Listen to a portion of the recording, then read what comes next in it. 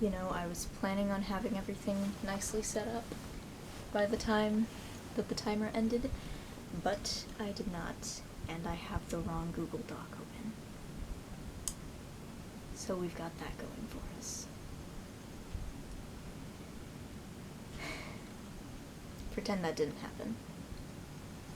Hello, creatures and cryptids. Welcome to the first episode of Doomsday Diner, where I, your host, Jack, give you bite-sized conspiracy theories about the end of the world. Dun dun dun. Let's get started. The Higgs boson, also known as the Higgs particle, or God's particle, is, as Wiki puts it, an elementary particle in the standard model of particle physics produced by the quantum excitation of the Higgs field, one of the fields in particle physics theory. If you were confused by all of that, don't worry, because so was I.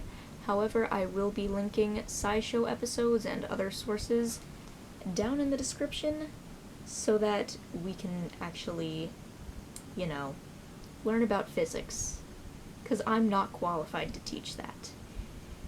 Anyways, physicists, including Stephen Hawking, believe that the Higgs field is right on the brink of instability, and that if pushed over the edge, it could cause all of the potential energy within the field to be released, creating an almost infinitely expanding bubble containing true vacuum. This bubble would expand at the speed of light, not only destroying and killing everything in its path, but also altering physics as we currently understand it, to the point where life as we know it would not be able to exist.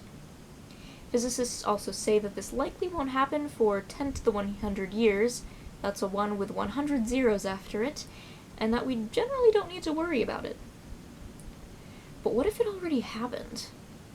Some people believe that when the Higgs particle was proven to exist back in 2012 by CERN, that's CERN, I don't know if it's pronounced Kern, but I think it's CERN, I don't know, that the world was destroyed then and there, with all of our minds being transported into an alternate universe, almost identical to our own.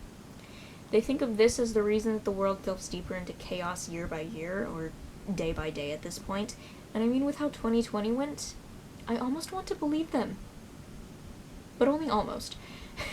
Nick Hinton, whose Twitter I will also link down below, says, maybe CERN accidentally created a black hole that sucked us in without us even noticing, and we've just been living in it.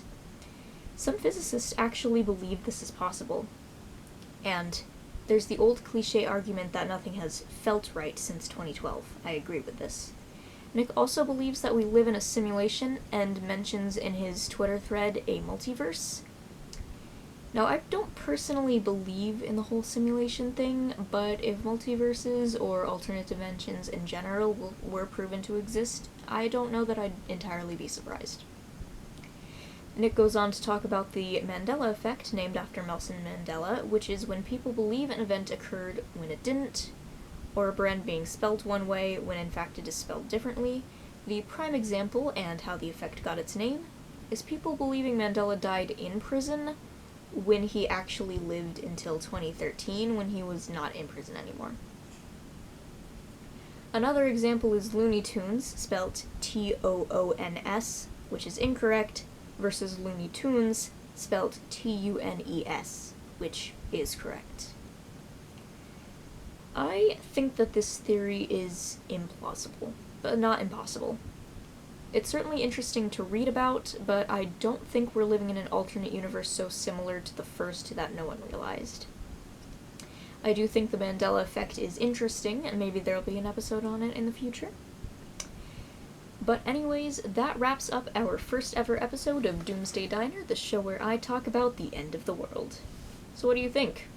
Are we in a simulation? An alternate universe? Let me know what I should cover next, and if you want an episode on the Mandela effect, in the comments down below. I will see you all for episode 2, but in the meantime, don't forget your tinfoil hats, which come free with every episode. Stay safe out there. Bye!